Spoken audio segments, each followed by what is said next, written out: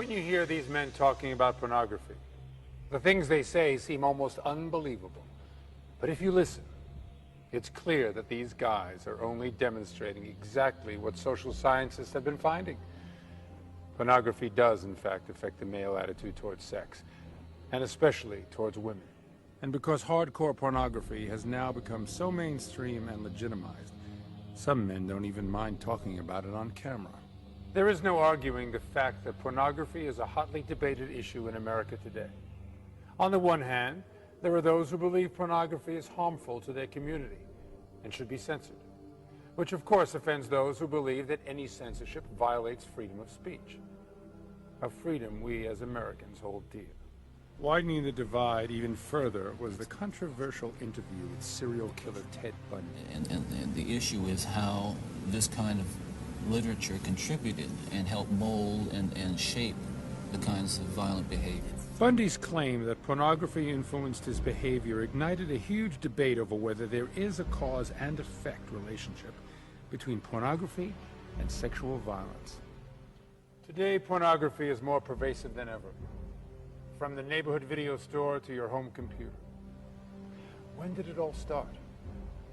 Up until the 50s, pornography was shunned, a back alley taboo. But in 1953, something happened that would challenge and ultimately change the way Americans felt about sexually explicit material.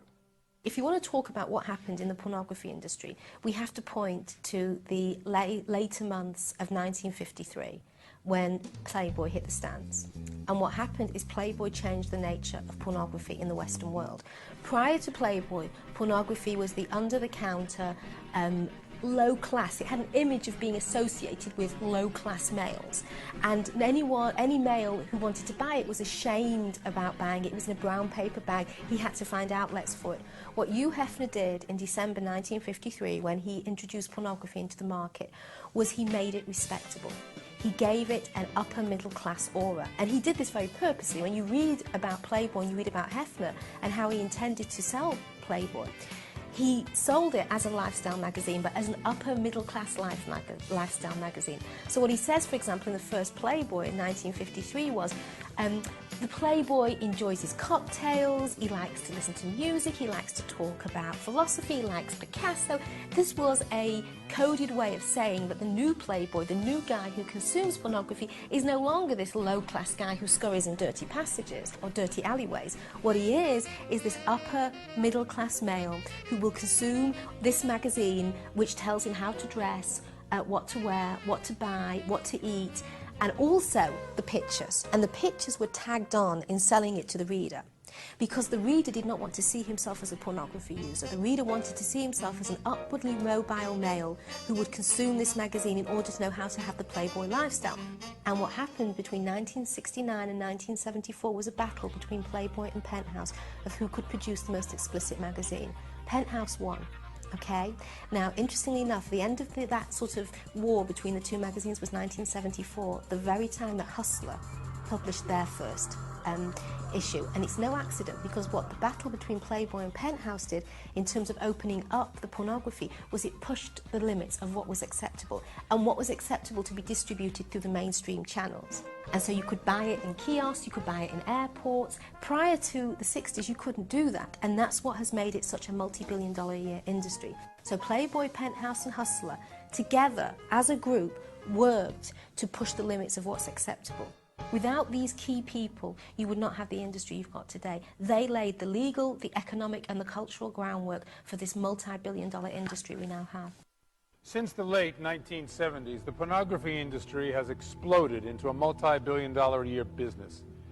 They have exploited every form of communication there is in order to take it out of the back alley and bring it directly into your home. 90% of all neighborhood video stores have a section for soft and hardcore pornography tapes. Cable and satellite deliver pornography directly to the home.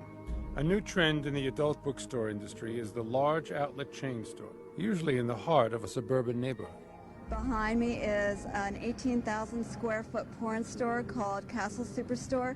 Castle boasts that it's going to have 500 stores nationwide in the next 5 years, and they say that they're mainstreaming pornography to the public. The internet has made all types of hardcore and illegal pornography available to anyone with a computer and a modem. Well, we did this survey a year and a half ago with MSNBC. It was the biggest survey ever done with internet sexuality, and we found a number of very important findings. One of the findings was the significant percentage of people who were developing sexual problems in their online sexual usage.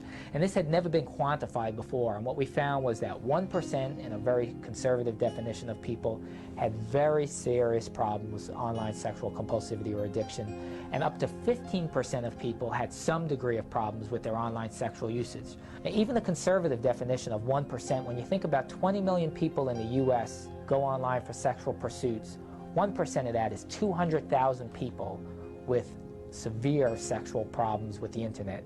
We think that's an epidemic. It's an epidemic that's unrecognized, and it's something that really needs attention. I'll be at my house and my little brother's on the computer, and he'll be